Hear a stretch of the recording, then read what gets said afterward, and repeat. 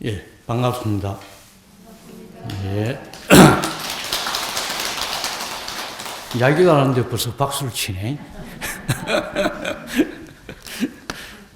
저는 법무사 호복국장을 맡고 있는 중원이라고 합니다. 오늘 이 자리에 뵙게 돼서 정말 반갑습니다.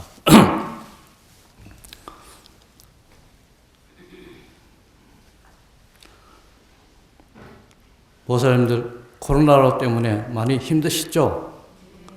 얼마나 힘드셨죠? 코로나가 발병한 지가 벌써 한 2년 가까이 되었으니까 모두가 다 힘들었을 겁니다. 처음 발병했을 때는 조금 있다 끝나겠지라는 생각으로 대수롭도 않게 여겼지만은 이제는 전 세계가 놀라게 하는 코로나가 되어버렸습니다. 지금 이 시점, 위드 코로나로 들어가는 이 시기가 중요한 시점이 아닌가 생각됩니다. 코로나 방역 수칙을 철저히 준수하는 것이 코로나를 빨리 종식시키는 길이며, 그리고 나와 내 가족과 이웃과 도방과 주위 사람들에게 도움이 되는 길임을 명심해야 할 것입니다. 아시겠죠? 대답은 잘하시네. 참 이런 자리라는 것은 참 묘합니다. 사람이 어느 자리에 앉는가에 따라서 생각과 마음가짐이 달라지는 것 같습니다. 보살님들은 지금 자리에 편안하십니까? 좋네요. 저는 이 큰 법상 자리가 처음이라서 조금 부담스러운 느낌이 듭니다.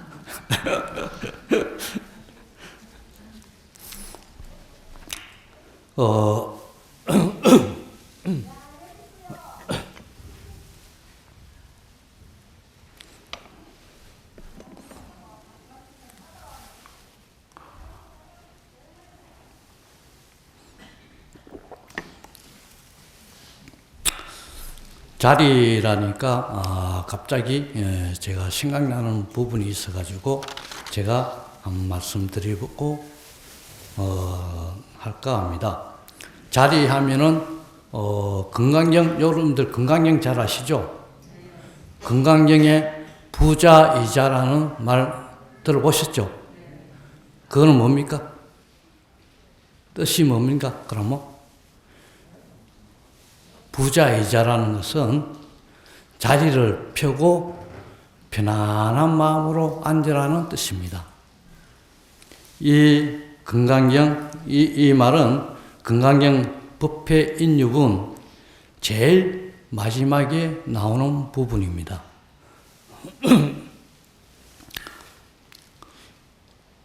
이 부분을 보면은 어떻게 우리가 어떤 자리에 어떻게 앉아야 되는지를 잘 보여주고 있는 가르침입니다.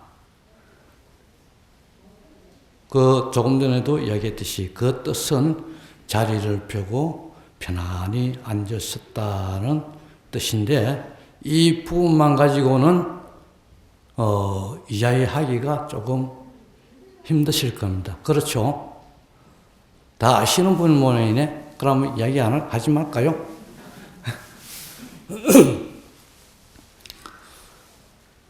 이 자리를 앉게 된 동기가 있습니다. 부처님께서도 이 법회 인유분 제일 처음에 보면은 법회를 시작하기 전에 편안히 앉는 그 동기가 있는데, 그 부분을 살펴보겠습니다. 다른 부분은 대부분 생략하고 앉는 자리 부분만 저는 간단하게 이야기하고 본문에 들어갈까 합니다.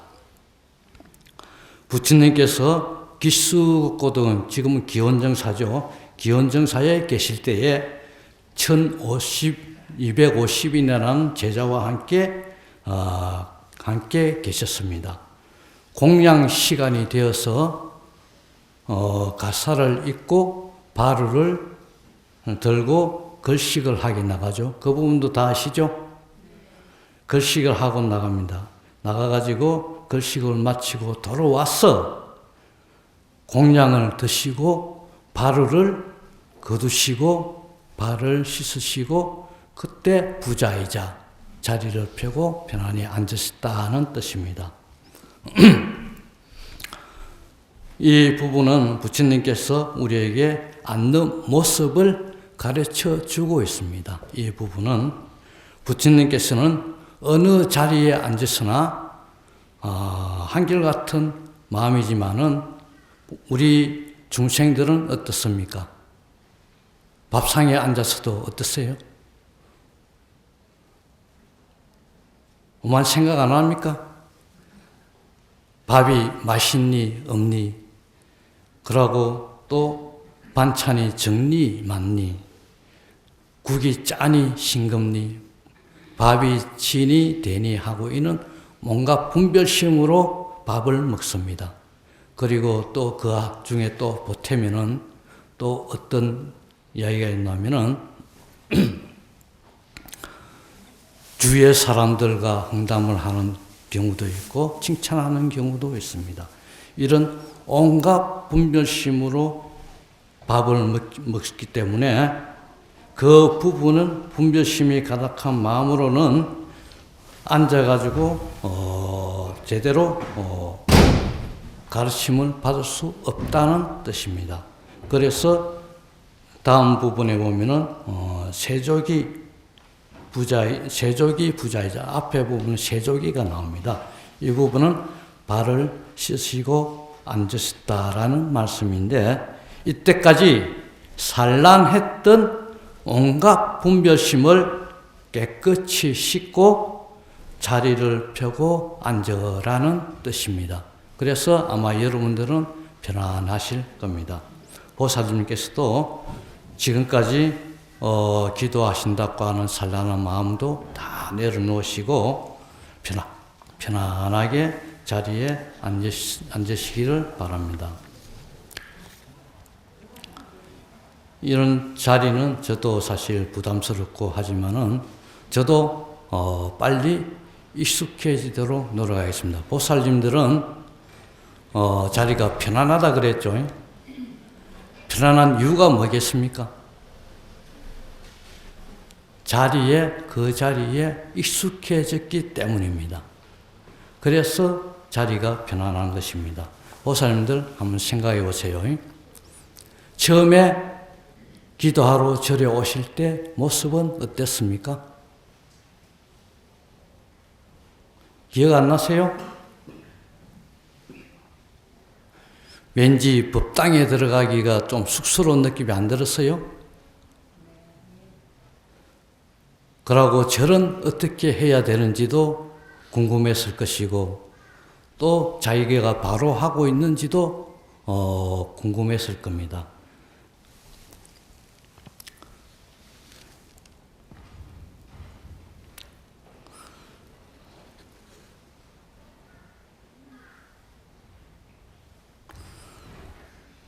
또 그리고 자리에 앉을 때도 기도하면서 자리에 앉을 때도 어떤 자리에 앉을까 하는 망설임도 많았을 겁니다.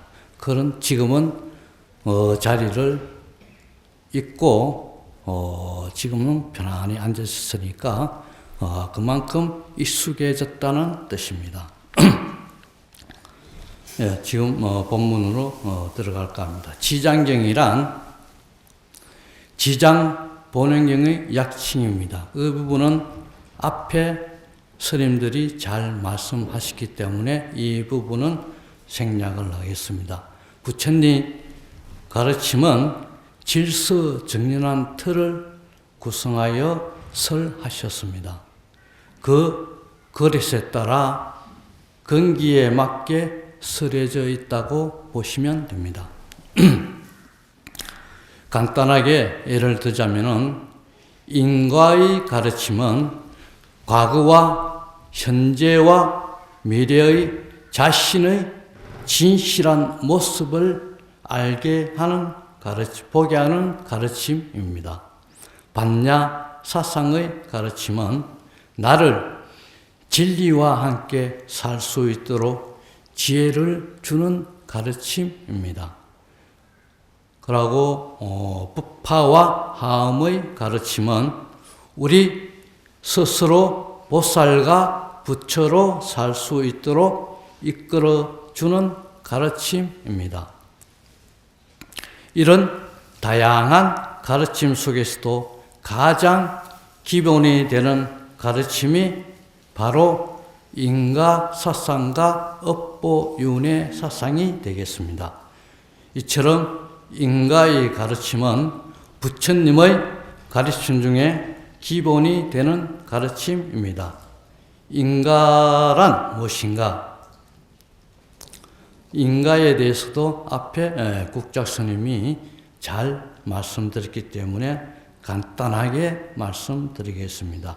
인가는 원인과 결과를 총칭하는데 자신이 지은 행위에 의해서 자신의 삶과 운명이 결정됨을 말하는 가르침입니다.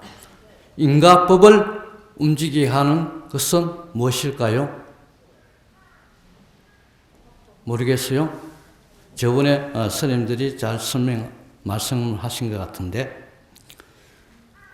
바로 업이며 행위입니다. 업이란 내가 몸과 말과 뜻으로 짓는 모든 행위를 말합니다. 이 업의 행위로 인해 인가의 결과를 가져오게 된다는 것입니다. 이 지장경은 부처님의 가장 기본이 되는 가르침이 되는 인가의 가르침을 잘 나타내어 보여주고 있는 경이 이 지장경입니다.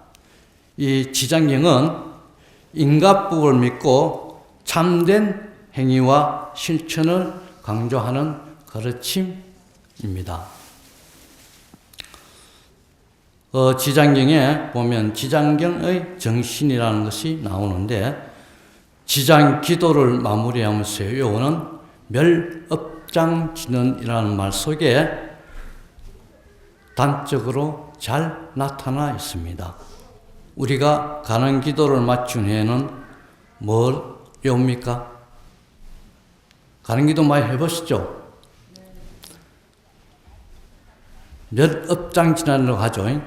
업장을 소멸시킨다는 뜻으로 멸업장진언이라고 하는 반면에 지장보살 기도 후에는 멸정업진언이라고 외우는 것은 지장보살의 위실력이 참으로 크다는 것을 의미합니다. 멸정업이란 말 그대로 이미 정해져 있는 업을 말합니다. 이미 정해져 있는 업까지 다 소멸시킨다는 것이 멸정업입니다. 정업이란 또 결정된 업이란 우리가 언젠가 받지 않으면 안 되는 업을 뜻합니다. 부처님께서도 정업난면이라 해서 정해진 업은 면할 수 없다고 했습니다. 그런데 지장보살은 정해진 업도 소멸시키는 위실력을 가지신 분이시니 그 원력은 참으로 대단한 것입니다. 지장보살의 정신을 가장 잘 나타내는 것으로 지장보살의 세 가지 원력을 들 수 있습니다. 그 원력은 뭔가 하면 첫째, 중생들을 모두 제도하고 난 후 깨달음을 이루겠다는 원리입니다. 둘째는 지옥이 텅 비지 않으면 결코 성불하지 않겠다는 원력입니다. 셋째는 자신이 지옥에 들어가지 않으면 누가 지옥에 들어가겠는가 하는 원력입니다. 이 세 가지 원력에서 지장보살의 위대한 정신을 엿볼 수가 있습니다. 우리가 지장보살 앞에 대원본존이란 말을 붙이는 것은 바로 지장보살의 원력이 깊고 넓음을 나타내고 있습니다. 앞에서도 이야기했듯이 지장보살이 부처님도 면하지 못하는 결정된 업을 소멸시킬 수 있는 것은 바로 이 원력 때문입니다. 지장보살은 궁극적으로 강인한 원력과 충전하는 원력의 힘으로 중생을 제도하는 분이십니다. 지장보살과 뗄래야 뗄 수 없는 것이 바로 이 원력입니다. 그래서 지장보살은 곧 원력의 화신이라 할 수 있습니다. 우리가 지장보살과 같은 강인한 원력으로 살아간다면 그 어떤 업도 다 극복할 수 있다는 것입니다. 왜냐하면 우리가 가진 업보다 더욱 강력한 원력을 가진다면 어떤 일이든지 다 극복될 수 있기 때문입니다. 강인한 원력으로 모든 고난을 이겨내고 바람직한 삶을 살아가는 것이 바로 지장경의 가르침이며 지장보살의 정신입니다. 다시 말해 지장보살의 원력의 정신을 자신의 삶으로 이끌어가는 원동력으로 삼을 때 우리가 살아가는 가정에서 겪는 사소한 어려움들을 곧바로 극복될 수 있는 것입니다.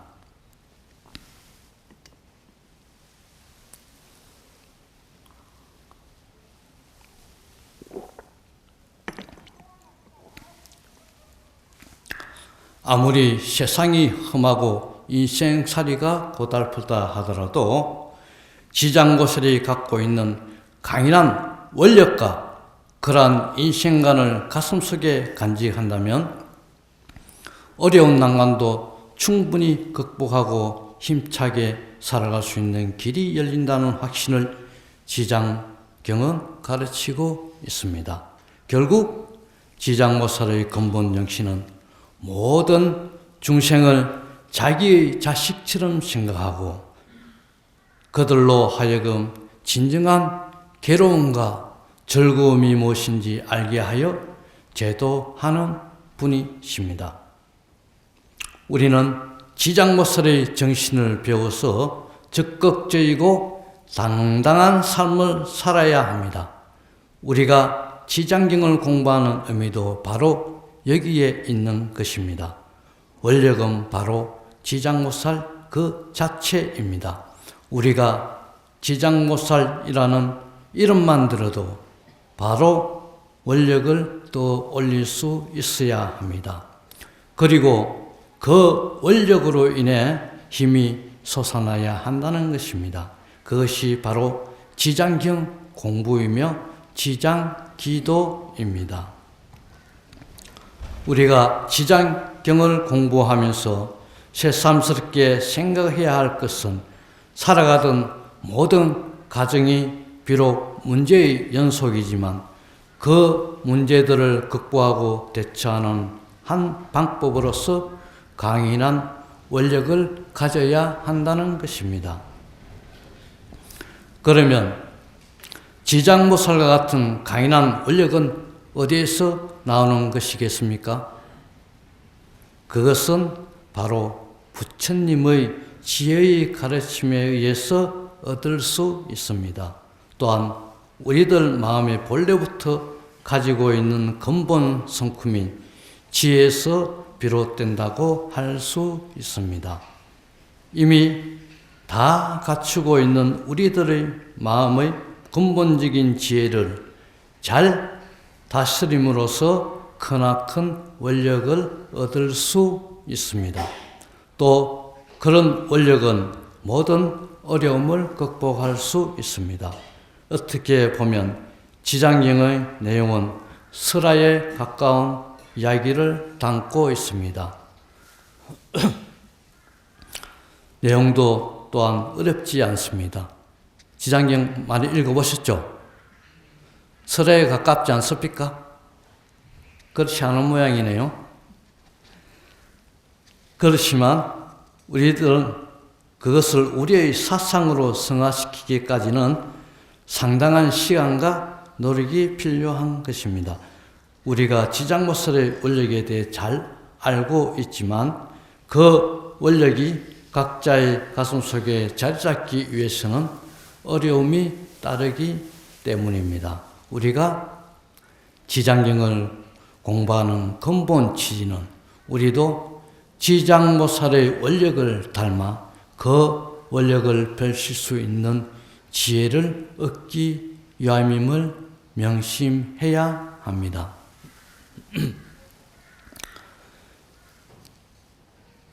그 이야기 같은 본문을 이제 전생담을 제가 독송할 것인데 지장경 두 번째 본생담 지장보살의 전생 이야기에 보면은 18세 아랫다운 소녀가 어머님을 위하여 기도 행하는 모습을 이야기하고 있습니다.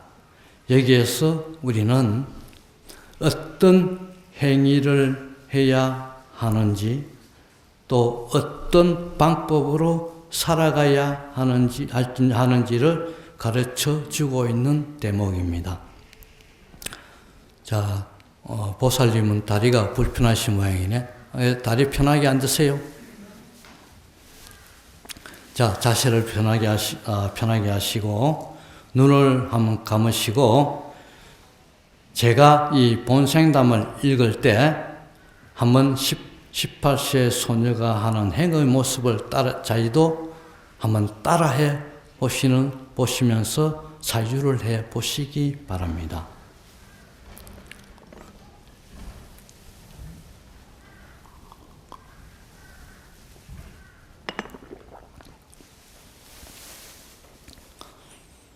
한량없는 오랜 과거에 부처님이 계셨는데 그때 부처님이 각가정자재왕열애입니다. 각가정자재왕열애 부처님께서 이 세상에 계실 때 그 상법 가운데 한바라문 집안에 18세의 꽃다운 소녀가 있었습니다. 그 소녀는 숙세에 깊고 두터운 복을 심어 많은 사람들로부터 공경과 사랑을 함께 받았습니다. 소녀의 아버지인 시라성견 또한 불교에 대한 믿음이 두터워 삼보를 철저히 공경하고 계율과 선정과 지혜의 사막을 부지런히 닦다가 수명이 다하여 하늘나라에 태어난 지가 오래되었습니다. 그러나 손녀의 어머니인 열제리 부인은 달랐습니다. 삿되고 방탕한 생활에 빠져 인가의 이치를 믿지 않았을 뿐 아니라 불교에 대한 비방도 섭슴치 않았습니다. 소녀가 널리 방편을 베풀어서 어머니를 권유하였으나 어머니는 완전한 믿음이 생기지 않았습니다. 어느 날 열제리 부인은 술에 취해 쓰러져 잠이 들었다가 갑자기 혈관이 터지고 전신이 골절이 고여드는 고통에 빠져 유언 한마디 남기지 못한 채 죽고 말았습니다. 어머니마저 이런 슬픔과 외로움이 뼛속 깊이 사무쳐 어느 겨울든 소녀의 머릿속으로 불현듯한 생각이 꿰뚫고 지나갔습니다. 우리 어머니의 홀령은 어느 곳으로 태어났을까? 평소 바른 삶과 바른 신앙과는 거리가 먼 분이시니 결코 좋은 세상에는 이르지 못하고 악취에 떨어질 것이라는 생각이 들자 소녀는 견딜 수가 없었습니다. 소녀는 부모님이 남긴 모든 재산을 팔아 어머니를 위한 제를 올리기로 하였습니다. 꽃과 향과 여러 가지의 어복과 음식과 당약을 마련하여 각 가정자재 왕녀리가 계신 저를 찾아 떠났습니다. 그러나 그날따라 길거리에는 수많은 거린들이 주의와 굶주림에 떨고 있었습니다. 그들 중에는 아픔의 신음소리를 토해내는 사람도 있었습니다. 소녀의 맑은 마음에는 그들의 고통이 그대로 비춰지고 있었습니다. 중생공양이 재불공양이라 하셨으니라는 부처님의 가르침을 생각하며 이 아름다운 소녀는 배고픈 사람에게는 음식을 주고 추위에 뜨는 사람에게는 옷을 주고 병고에 시달리는 사람에게는 약을 주며 이루하였습니다. 그러나 길은 멀고 사람은 많았습니다. 전 재산을 처분하여 마련한 음식과 옷과 약이었지만 어느덧 바닥이 보이고 말았습니다. 소녀는 마침내 입고 있던 옷까지도 멋수 벗어주고 더 이상 나아갈 수가 없게 되었습니다. 소녀는 어느 구덩이 속에 들어가 벗은 몸을 가리고 유일하게 남은 항을 사르고 꽃을 넣으며 기도하였습니다. 각 가정자재 왕렬에 있으여 이제 소녀는 더 이상 감히 부처님 앞으로 나아갈 수 없게 되었습니다. 중생을 법법이 어여삐 여기시고 구제할 자를 구제하여 저희 조그마한 정업을 헛되지 않게 하옵소서. 어머니의 홀령을 위해 자비를 베푸시고 그 태어난 곳을 알게 하여 소녀의 괴로움을 그치게 하여 줍소라며 일념으로 간절히 기도드리니 홀련히 공중에서 소리가 들려오기를 착하다 성녀야 18세 처녀의 몸으로 옷을 벗어 거린에게 주고 벗은 몸을 흙 속에 갈무리 하였으니 누가 너를 보살이라 하지 않겠느냐. 내 너의 공양을 달게 받고 너의 소망을 성취 지켜주리라 하였습니다. 이때부터 성녀는 지장보살 땅속의 몸을 갈무리한 보살이라고 불러졌습니다. 그 뒤 소녀나 각가정자 제왕녀리의 인도로 지옥이 있다는데 저리산 서쪽의 중이라는 바닷가에 이르기리고 그곳에서 지옥에 떨어져 고통받는 중생의 모습과 지옥의 실체를 파악하게 되었습니다. 아울러 소녀의 공덕을 헛되이 하지 않기 위해 각가정자 제왕녀리께서 3일 전에 이미 무간지옥에 오셔서 어머니뿐만 아니라 함께 고통받던 지인들을 모두 구제하여 하늘나라에 태어날 수 있도록 하였다는 사실을 알게 되었습니다. 지옥에서 나온 소녀는 다시 각가정자 제왕녀리에게 나아가 원을 세웠습니다.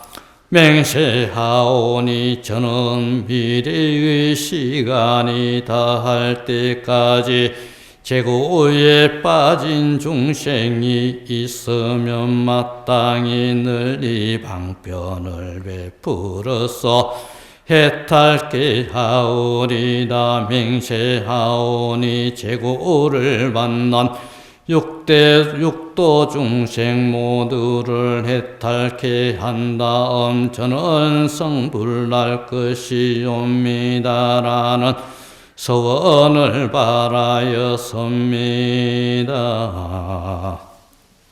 자, 눈을 뜨시고 어떻게 사회보니 마음이 찡한 느낌이 듭니까? 안 드세요? 저는 이 대목만 읽으면은 뭔가 가슴이 울컥하는 마음이 일어나가지고 중간에 읽다가 울컥하는 마음 때문에 조금 중단된 경우도 있었습니다. 보살님도 다 그래 느꼈을지라 봅니다.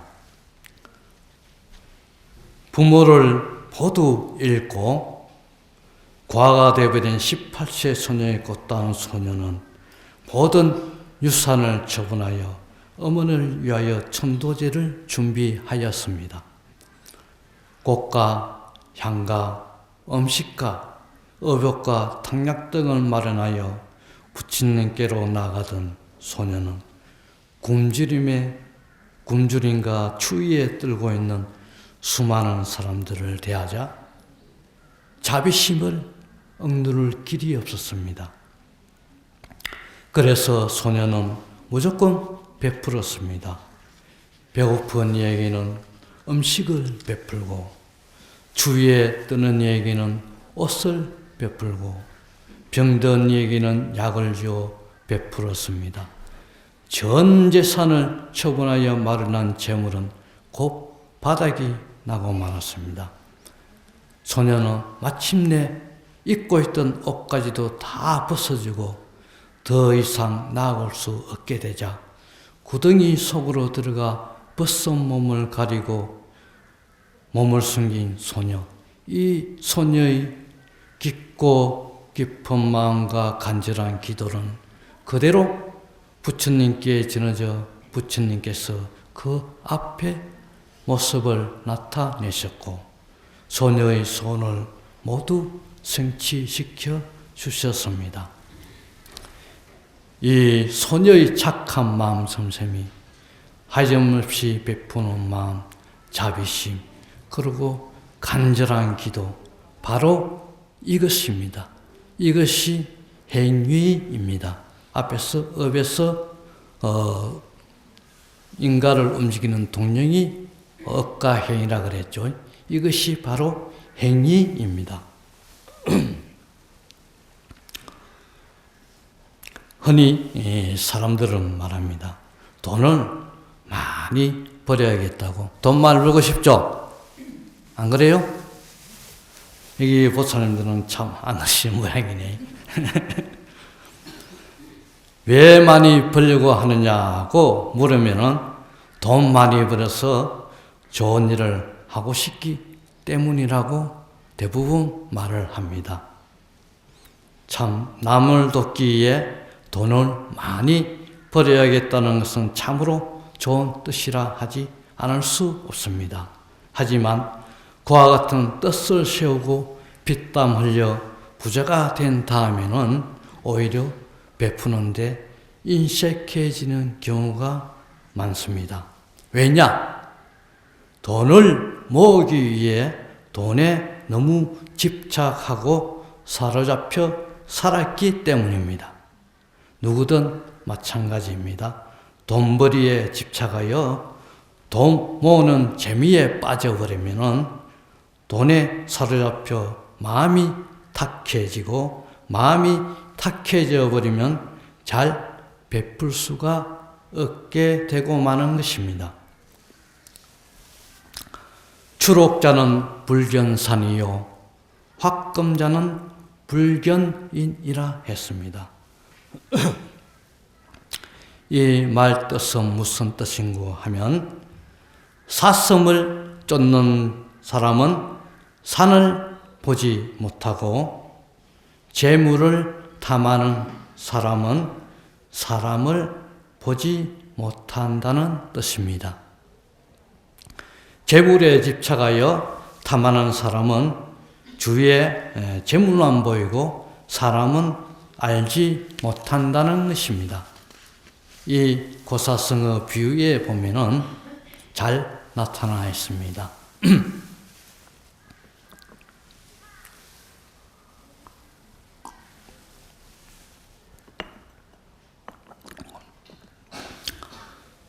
고사성어 비유에 보면은 까마귀 숲속에서 까마귀가 한 마리 살고 있었습니다.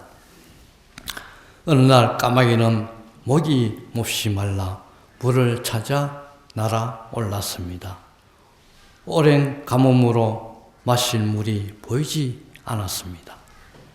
까마귀는 타는 목마름으로 사방 구석구석을 헤매고 다니는데 마침 사람이 살지 않는 폐가를 발견했습니다. 까마귀가 마침 까마귀 눈에 띄는 것이 주둥이가 긴 항아리 하나가 무뎌진 담장 아래 비스듬히 누워 있는 게 보였습니다. 까마귀는 얼른 항아리 쪽으로 날아가 그 속에 물이 있는 것을 알았습니다. 그래서 까마귀는 주둥이에 머리를 집어넣었으나 항아리 속의 물은 까마귀 주둥이가 닿기에는 너무 멀었어요. 까마귀는 양발을 버틴 채 모가지를 항아리 속 주둥이 속으로 밀어 넣었습니다. 그래도 물은 마실 수가 없습니다. 왜냐? 주둥이가 물에 닿지 못했기 때문에. 까마귀는 그래서 온몸을 밀어넣으며 바둥거렸습니다. 조금만 더 하다가 마침내 까마귀 주둥이가 그렇게 바라던 항아리 속으로 그렇게 바라던 항아리 속의 물에 닿았습니다. 까마귀는 허겁지겁 물을 마셨습니다. 가까스로 물을 마신 까마귀가 이제 항아리 속으로 들어간 몸을 빼내려고 했습니다. 그런데 이게 웬일인가? 항아리 주둥이가 너무 좁아서 몸을 빼낼 수가 없었습니다. 까마귀는 날개를 퍼득거리며 안간 힘을 다해 빠져나오려고 몸부림을 쳤습니다. 결국 까마귀는 주둥이에서 빠져나올 수가 없었어요. 때마침 먹이를 찾아 헤매던 여우가 까마귀를 발견했습니다. 여우는 성큼성큼 다가와 힘들이지 않고 까마귀를 잡아 먹었습니다. 말할 것도 없이 까마귀는 오직 물을 바라는 한 생각에 빠져나오지도 못할 좁은 구멍 속으로 무턱대고 밀어 넣었던 것입니다. 그것이 함정이 되어 까마귀는 끝내 여우의 먹이가 되었던 것입니다. 탐욕의 눈이 어두우면 그 다음에 닥쳐올 재앙은 보이지 않습니다. 재물에 눈독을 들이면 소중한 사람은 안 보이고 돈만 보이게 된다는 것입니다. 그런데 이런 사람이 어떻게 보시를 생각하겠습니까?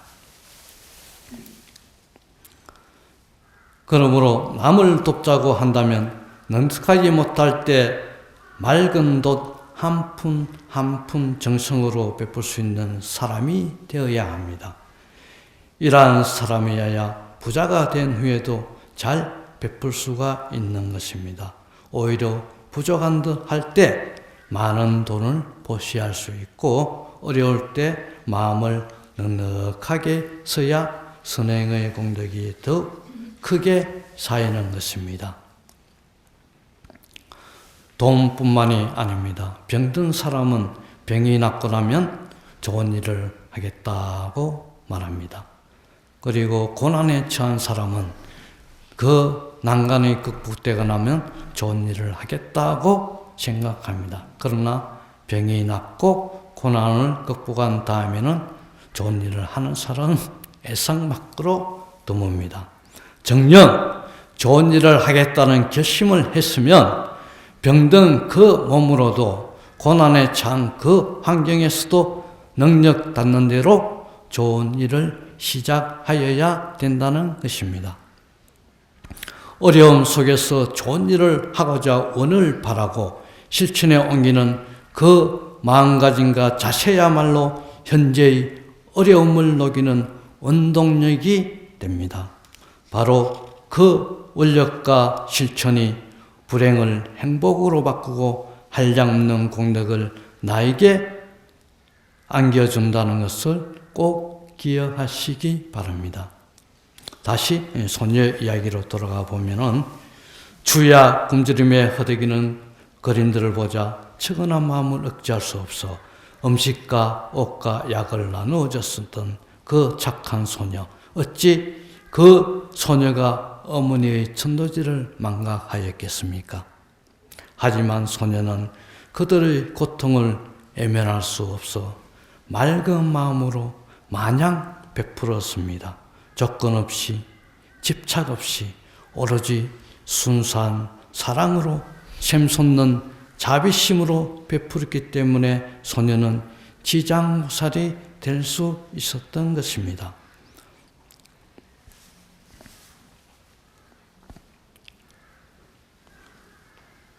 시간이 벌써 이랬나?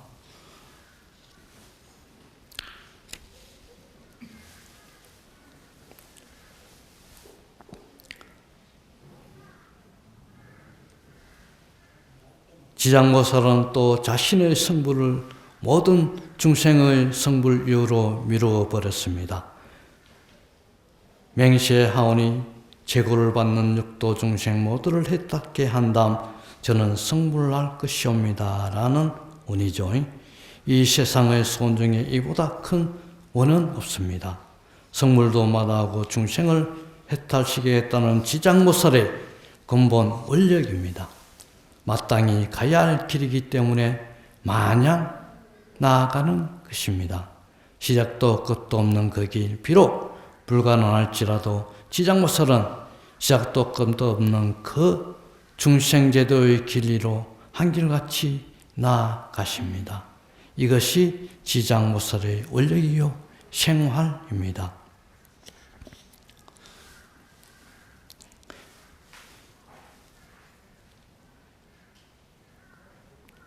우리는 그 어떤 성취에 앞서 한결같이 나아가는 지장보살의 대원과 마음섬을 먼저 배워야 합니다. 지장보살처럼 중생 모두에게 힘을 기울이지는 못할지라도 스스로가 깊은 인연이라고 생각하는 가족과 가까운 사람들에게만이라도 살리는 원을 세우며 살아야 합니다. 가정과 환경이 나를 위해 존재하도록 요구하는 것이 아니라 가정과 주위를 살리는 나가 되도록 노력해야 합니다. 기도를 올리면서 원을 한번 바라해 보십시오. 가족과 이웃과 이웃의 고통과 재앙은 제게 주시고 제가 받을 복은 가족과 이웃에게 돌려주십시오라고. 이렇게 좋은 복은 가족과 이웃과 주위 사람에게 돌리고 고통은 내가 짊어지겠다는 원을 세우며 살 수 있는 사람이라야 참된 부처님의 제자요 보살입니다. 이렇게 원을 세우고 기도하면 나만 불행해지고 힘들어지는 것이 아닐까라는 생각은 하지 마세요. 조금도 걱정할 것이 없습니다. 오히려 그 반대입니다. 지장보살을 보십시오. 나를 잊고 남을 위하는 마음만을 가졌기에 서도 다음이 없는 복전을 일구었습니다. 그 복은 단순한 인가의 복이 아니라 대우주에 가득 충만되어 있는 복 그 자체입니다. 비록 넉넉하지 않지만 능력껏 남을 위해 베풀 수 있는 사람이 되어 보십시오. 마음처럼 일이 잘 풀리지 않을 때 우울해하거나 역정을 내기보다는 명랑함과 용기를 잃지 않는 사람이 되어 보십시오. 다른 사람에게 손해를 보거나 피해를 입었을 때 인과법을 생각하며 능히 이해할 수 있는 사람이 되어 보십시오. 조급하게 나아가기보다는 기다릴 줄 아는 사람이 되어 보십시오. 이렇게 마음을 넉넉하게 쓰는 사람에게는 만복이 저절로 찾아오기 마련입니다. 마음을 잘 써서 손해볼 일은 결코 일어나지 않습니다. 부디 지장보살의 본원을 마음에 품고 넉넉한 마음으로 살아가야 합니다. 나의 굴레를 벗어버리고 남을 살리는 원을 키우며 살아야 합니다. 원은 마음가짐입니다. 마음가짐을 바르게 하여 꾸준히 나아가면 힘이 생기고 힘이 생기면 능히 자유자재로 베풀 수가 있는 것입니다. 하지만 대원을 한번 바라는 것으로 그쳐서는 아니 됩니다. 거듭 바라고 또 바라여 대원에 맞는 힘이 생겨날 때까지 발하여야 합니다. 한 방울의 물은 힘이 되지 못하지만 방울방울의 물이 모이고 또 모이면 큰 강과 바다가 되며 강이 되고 바다가 되면 능히 만물을 포용하고 살릴 수 있습니다. 한 방울의 물과 같은 우리의 원도 거듭 바라게 되면 마침내 지장보살 같은 대원의 강이 되고 바다가 된다는 것을 잊지 말고 끊임없이 우리의 마음밭에 원의 씨를 심어야 합니다. 부디 명심하십시오. 나의 이기심과 나의 벽을 무너뜨려 나를 밝히고 가정과 이웃을 살리고 생명 있는 이들을 살리는 원 속에서 살 때 대우주에 가득 차 있는 행복과 해탈의 기운이 나의 것으로 된다는 것을 명심하십시오. 또한 이것이 소녀 지장보살의 최초 발심 이야기가 가르치는 바입니다. 행복과 해탈을 찾는 우리 불자들이 살아가야 할 모습이라는 것을 잊어서는 아니 됩니다. 지장경을 공부하는 근본 취지는 우리도 지장보살의 원력을 담아 그 원력을 펼칠 수 있는 지혜를 얻기 위함임을 명심해야 할 것입니다. 모두 행복한 날이 되십시오. 감사합니다.